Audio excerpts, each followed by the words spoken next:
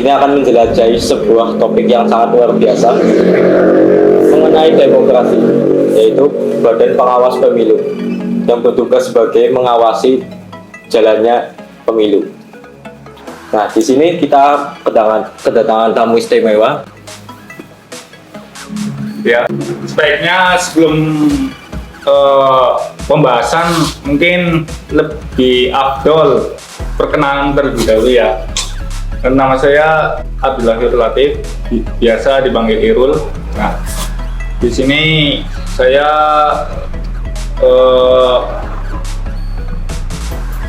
menjabat jadi Panwaslu kelurahan.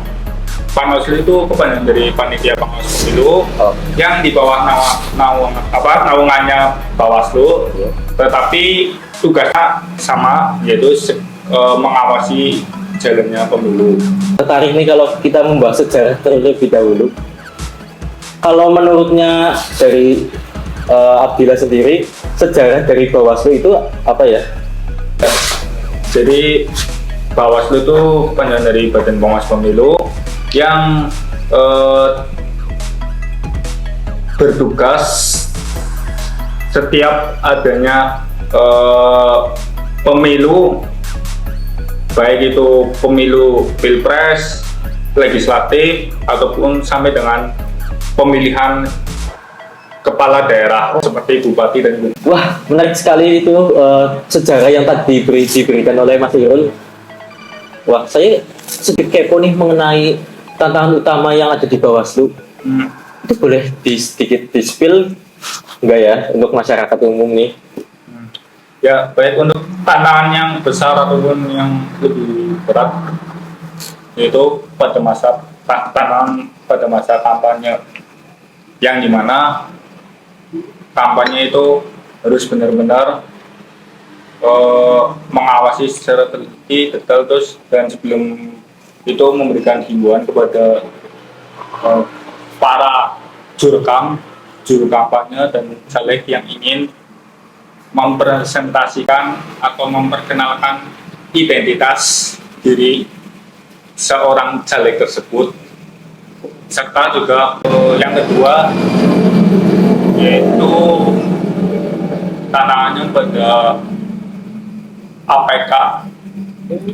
APK itu alat peraga kampanye, bukan berarti APK itu aplikasi ya. Oh iya, oke. APK yang dimana para partai-partai biasanya itu merepotkan sekali untuk tugas sebagai Bawaslu, yang biasanya para partai itu memasang alat peraga kampanye di suatu tempat-tempat terlarang yang pada sebelumnya itu sudah ada aturan dari KPU nomor 20 tahun 2023 tentang kampanye, yang dimana tempat-tempat yang diperbolehkan dan dilarang untuk memasang alat peraga kampanye.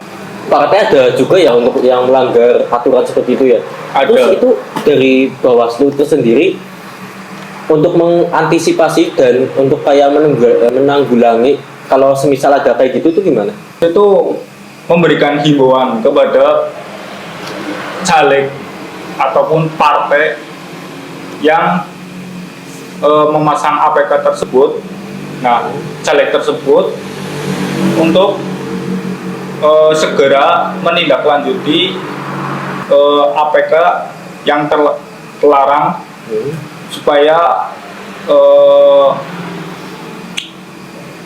APK tersebut dipasang pada tempat yang sudah diperbolehkan ataupun yang tidak terlarang. Tempat mana aja sih yang sekiranya itu nggak boleh untuk dipasang APK-nya?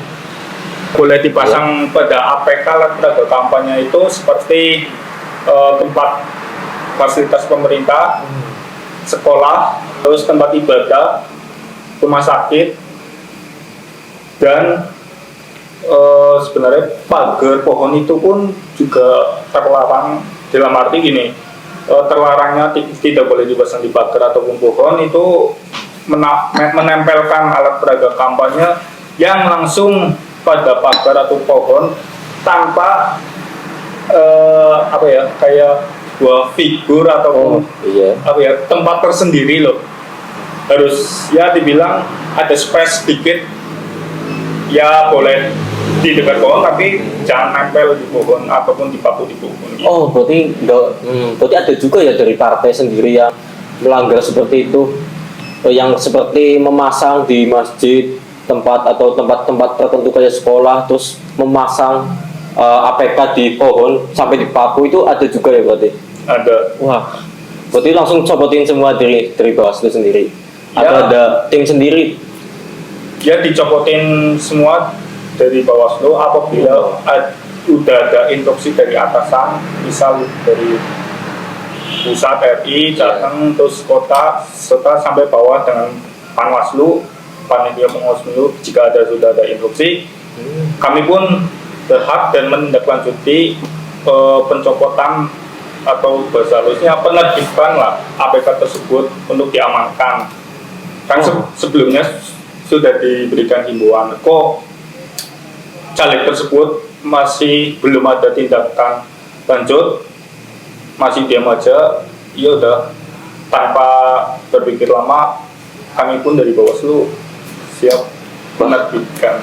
Saya kepo nih untuk beberapa hal, seperti apabila nih nanti kalau semisal dari partai sendiri kan Bawaslu itu bertindak kayak seperti mencopot APK nih di pinggir jalan. Nah, dari partainya langsung tuh nanti akan berespon seperti apa ya?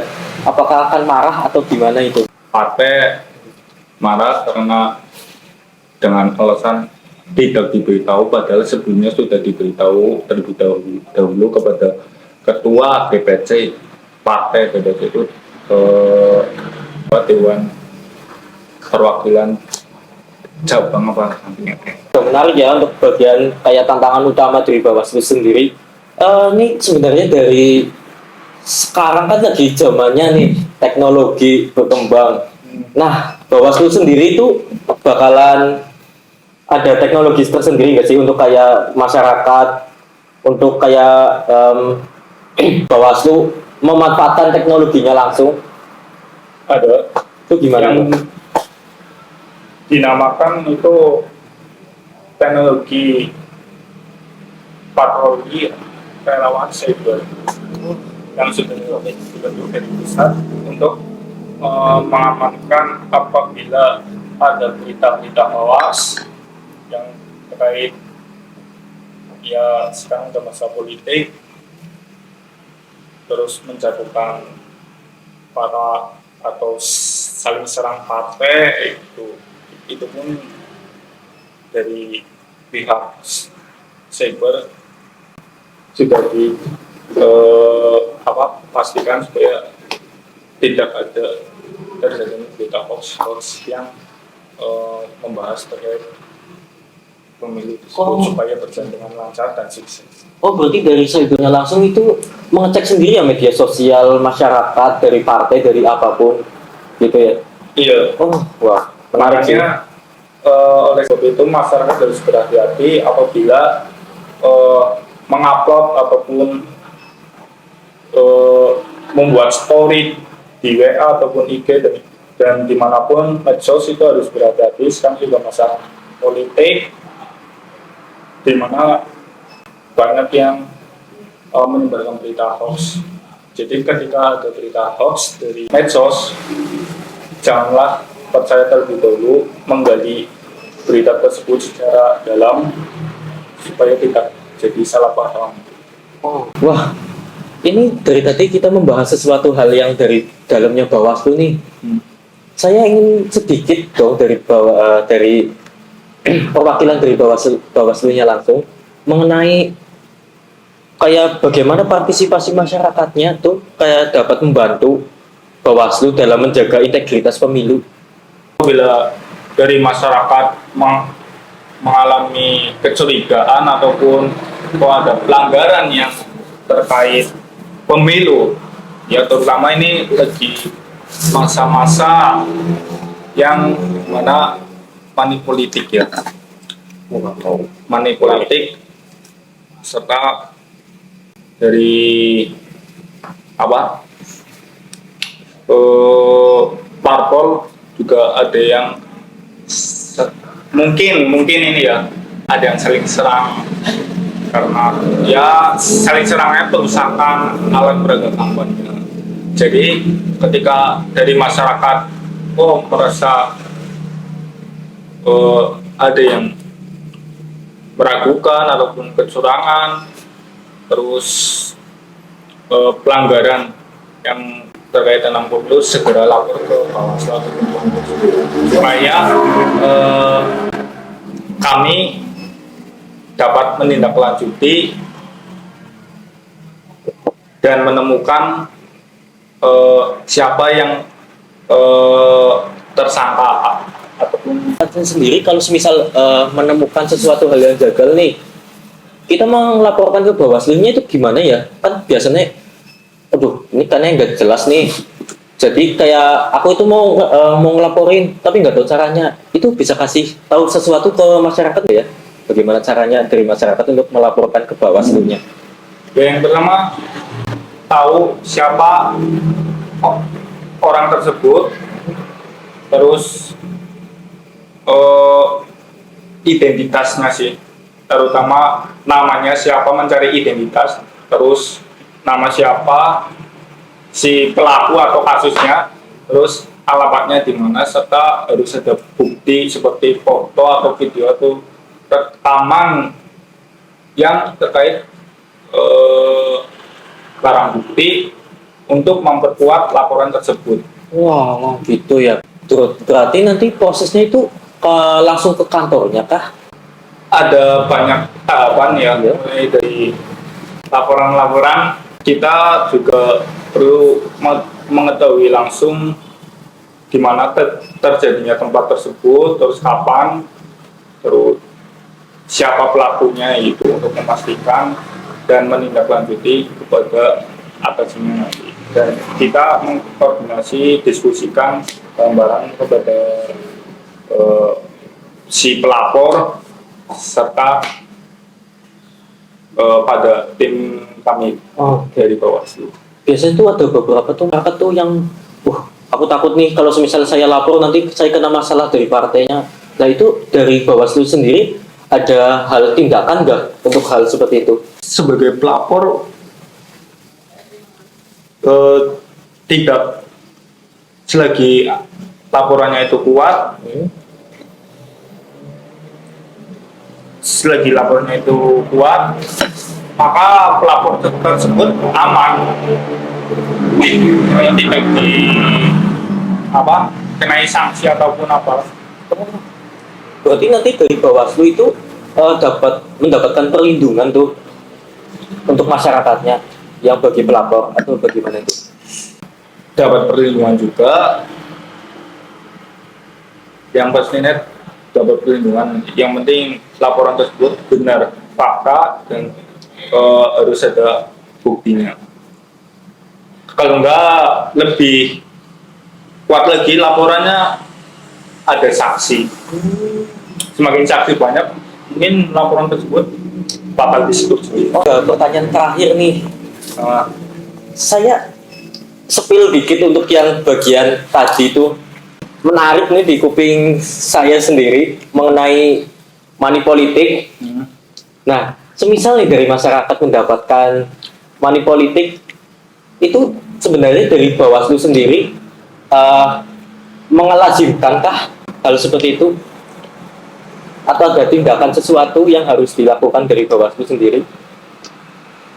Ya kalau bisa tolaklah, jangan menerima money politik, karena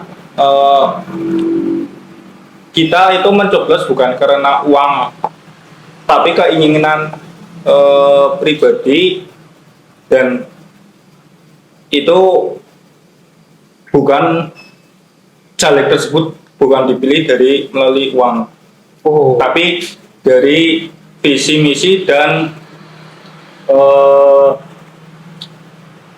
riwayat dari caleg ataupun ya capres. Wah, berarti masyarakat itu harusnya memilih nanti untuk memilih untuk calon presidennya sesuai hati nurani ya, Iya. Nanti kan hati nurani itu akan memilih sesuatu hal yang lebih menginginkan. Ini nanti presidennya mau siapa, nanti keinginannya jadi terwujud. Nah, berarti oh keren, ada lumayan ribet ya. Berarti semisal dari masyarakat sendiri lebih baik tidak menerima langsung uang dari partainya langsung ya. Semisal nanti ada partai yang mendatangi warga. Oh, Iya. berarti nanti kalau semisal ada misalnya nih ya, ada partai nih kayak jatuhnya bukan berupa uang, tapi sesuatu hal yang mirip seperti uang, berupa barang. Misal, ini saya mau memberikan sesuatu barang. Ini kamu nggak usah seperti contoh, sebagai contoh ya. Ini saya memberikan barang untuk kebutuhan. Nanti kamu tinggal memilih dari partai ini aja. Nah, itu berarti sudah termasuk money politik juga nggak sih? Apa money politik hanya sekedar uang? Sebenarnya money politik kan artinya money kan uang. Yes. Nah, itu yang dimaksud Anda kan tidak membagikan seperti uang tok, Iya. seperti kayak ada sembako berupa ya minyak, beras dan lain-lain, itu dinamakan bahan kampanye. Oh, gitu ya. Iya. Jadi itu pun juga ada batasan maksimal untuk bahan kampanye tersebut. Maksimalnya itu biayanya kalau diuangkan ya, kalau diuangkan 150.000 rekamannya. Ketika itu sudah melebihi bahan kampanye tersebut seperti minyak, beras dan lain-lain, di atas jumlah, kalau diuangkan 150.000 itu bisa dianggap money politik. Oh, itu 150.000 itu satu orang?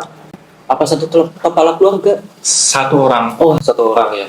Mengenai money politik sendiri dari Bawaslu itu untuk mengawasinya tuh gimana tuh? Kalau semisal ada dari partainya langsung kayak memberikan sesuatu kepada masyarakat, itu dari Bawaslu-nya ada tindakan atau cara menyelidiki? Ada tersendiri. Oh, nah, ntar ada namanya pengawas yang selalu patroli apabila menemukan orang tersebut menerima. Kok pas dicek, kalau ditotalkan ada misal nih minyak 2 liter, terus beras 1 kilogram, gula 5 kilogram, terus ya kaos kan harganya udah lebih dari 150. Nah, itu bisa Udah masuk ke pelanggaran berarti ya. masuk ke pelanggaran. Menarik sekali untuk pembahasan yang tadi dari awal sampai saat ini. Sebenarnya ini saya mau menanyakan untuk terakhir kalinya, sebenarnya itu bukan menanyakan sih, kayak meminta sebuah saran, masukan untuk masyarakat untuk mendukung integritas pemilu, biar nanti untuk pemilunya itu lebih, masyarakat itu lebih maju pemikirannya. Itu ada saran nggak ya dari Bawaslu-nya langsung nih? Saran, Iya. saran dari kami yaitu untuk masyarakat supaya melek terhadap politik, apalagi sebagai warga negara Indonesia harus paham politik itu apa dan berjalannya bagaimana, supaya tidak memilih pemimpin untuk Indonesia yang lebih bagus dan membantu masyarakat. Terus pesan saya untuk saat ini sudah memasuki masa-masa yang dimana yaitu pemilu, untuk memilih para pemimpin, supaya masyarakat semua datang ke tempat TPS sesuai daftar pemilih yang sudah ditentukan TPS berapa untuk mencoblos yang nantinya pada tanggal 14 Februari 2024. Nah itu serta janganlah golput, karena satu suara itu sangat penting bagi para pemimpin, dan juga apabila ada yang terkait larangan-larangan seperti untuk pemilu dari masyarakat bisa melaporkan kepada Bawaslu untuk menindaklanjuti kasus tersebut. Wah, terima kasih untuk Mas Abdillah Khairul Latif telah menghadirkan diri untuk acara kita saat ini, untuk di acara Wave Talk yang kita jalani untuk membahas sesuatu mengenai politik nih. Oke, kepada kita semua supaya menambah semangat kita menjelang pemilu di tahun 2024 ini, kita mensukseskan bareng-bareng kepada kita semua bersama rakyat awasi pemilu, bersama Bawaslu tegakkan keadilan.